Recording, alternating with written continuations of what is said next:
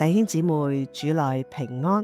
今日係3月24日，星期二，嚟到預苦期40天靈修之旅嘅第30天。今日嘅題目係學習代禱嘅上集。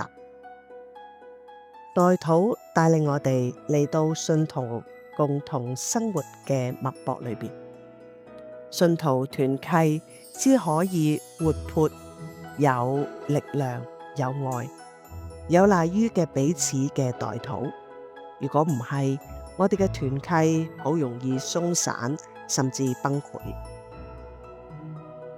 我如果為一個弟兄姊妹禱告，即使你覺得佢有幾麻煩，有幾唔容易相處，甚至同你之間有爭拗，令到佢痛恨你，佢嘅容貌可能一度使到你陌生同埋感覺難受。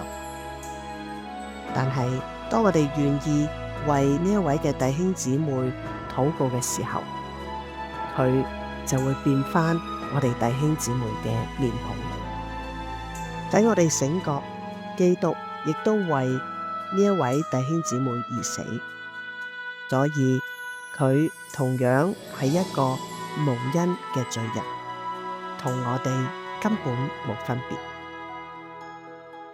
呢一個係信徒開始為人禱告代禱非常快樂嘅發現。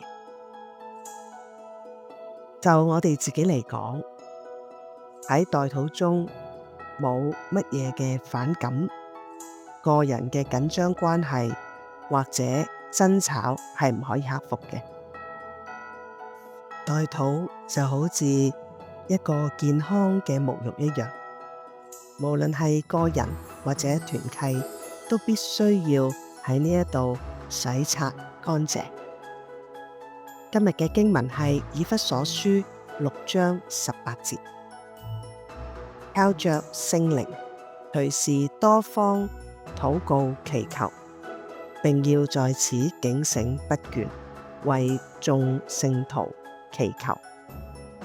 我哋慢慢嘅再讀一次啊！靠着聖靈，隨時多方禱告祈求，並要在此警醒不倦，為眾聖徒祈求。弟兄姊妹，唔知喺你嘅日常生活裏邊，你有冇時常為你嘅弟兄姊妹去禱告呢？有時我哋可能諗我唔知道佢嘅需要，點樣為佢禱告呢？咁亦都係反映緊我哋咧同弟兄姊妹嘅關係，好似咧未能夠真正嘅溝通。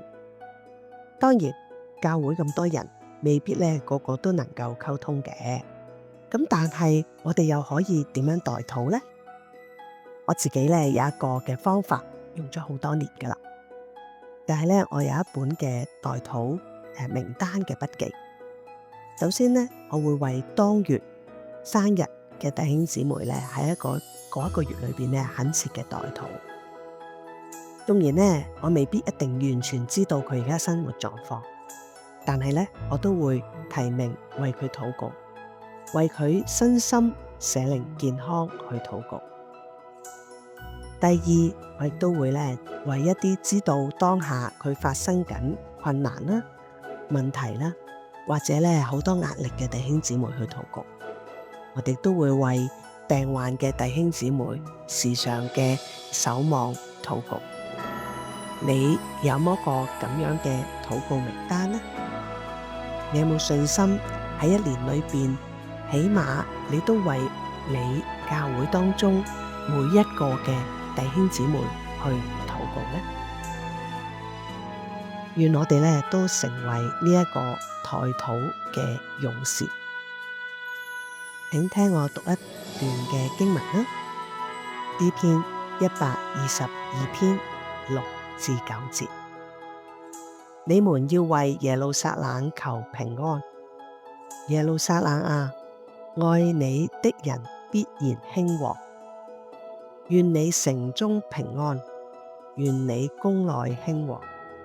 因我弟兄和同伴的緣故，我要說，願平安在你中間。因耶和華我們神殿的緣故，我要為你求福。今日呢，有一個嘅反思問題，想大家反思下你嘅禱告生活。你有冇曾經跟某一個人有衝突呢？我相信一定有嘅，但係你有冇為佢嘅福祉，為佢身心靈懇切嘅去禱告呢？以下呢，有一個嘅代禱指引，祈求呢，我哋呢個信仰群體會藉着代禱，成為一個衝突得以解決、難堪嘅感覺得以舒緩嘅地方。今日我揀選一首嘅詩歌，你可以喺 YouTube 揾到，叫做《彼此代禱》。一路聽嘅時候，願我哋都被神嘅說話所激勵，讓聖靈帶進我哋入真理嘅當中。我哋一齊同心禱告啊！寬恕人嘅神，我願我將嗰啲曾經同我有衝突嘅人，重新嘅去睇，其實佢都係你所愛嘅人。又願我藉着為佢哋嘅禱告，有份於你對佢哋嘅愛。願我哋經歷代禱嘅喜樂。以上嘅禱告，奉耶穌嘅名祈禱，阿門。弟兄姊妹，明天再見。